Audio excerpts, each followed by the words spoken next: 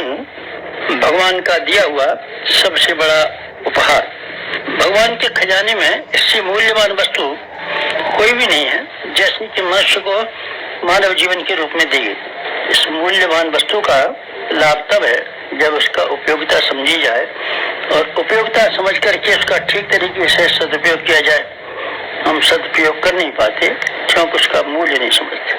जिस चीज का मूल्य समझ में ना आए भला उसका सदुपयोग के सवाल कहाँ उत्पन्न होता है। जीवन को हम निरर्थक वस्तु मानते हैं और ये मानते हैं ये कोई भार हमारे ऊपर टंगा हुआ है और उनको भार वहन करना पड़ रहा है। असंख्य मनुष्य ऐसे हैं जिंदगी जीते तो हैं, ऐसी जिंदगी जीते हैं मानो किसी ने उनके ऊपर वजन लाद दिया गया हो। जबकि सही बात यह है इतनी बड़ी संपदा पाकर मनुष्य के लिए ये गुंजाइश है कि अपना जीवन सफल और सार्थक बनाए। साथ साथ भगवान ने जिस विशेष प्रयोजन के लिए ये मनुष्य जीवन दिया है उसको भी पूरा करे। इस विश्व उद्यान को सुंदर और समुन्नत बनाने के लिए भगवान ने बड़ी आकांक्षाओं के साथ और बड़े अरमानों के साथ ये संपदा मनुष्य को सौंपी है और ये अपेक्षा की है कि इस धरोहर का अमानत का अच्छे से अच्छा उपयोग करके दिखाएगा।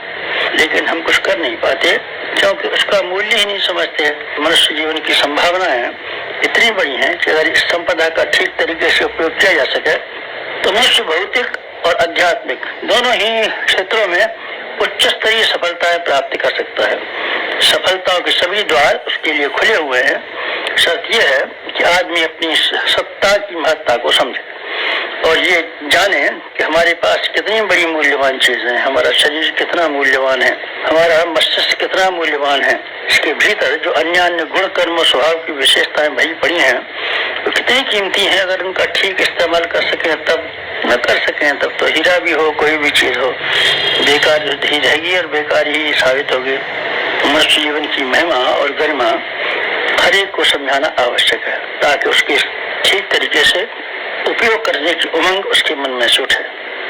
इसके लिए आवश्यक समझा गया परिवार के प्रत्येक सदस्य को जन्मदिन मनाना चाहिए और जन्मदिन मनाने के माध्यम से उसको ये प्रकाश दिया जाना चाहिए कि अपने मूल्यवान मानव जीवन का महत्व समझ सके, इसकी गरिमा को जान सके, तो इसकी उपयोगिता का अंदाज लगा सके और इसका ठीक तरीके से इस्तेमाल कैसे किया जा सकता है इसके संबंध में कुछ महत्वपूर्ण निर्णय कर सके।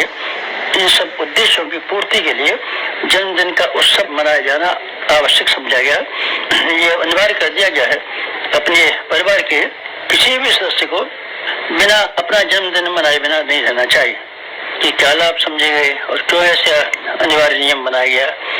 ऐसा अनिवार्य नियम इसलिए बनाया गया है आदमी को एक भावनात्मक वातावरण में, एक उत्साहवर्धक वातावरण में कुछ महत्वपूर्ण बातें समझाई जा सकें।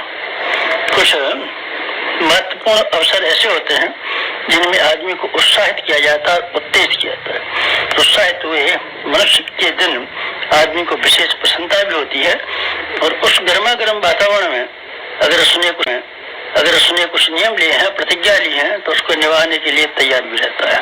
और आदमी को ये विचार और मान्यता अपनाने के लिए बाधित किया जा सकता है तो वो स्व की महत्ता को समझे, स्व के गौरव गरिमा को स्वीकार करे और जीवन को इस तरीके से बिताए जिससे कि इस महिमा और गरिमा का को अक्षुण्ण बने रहने का मौका मिले।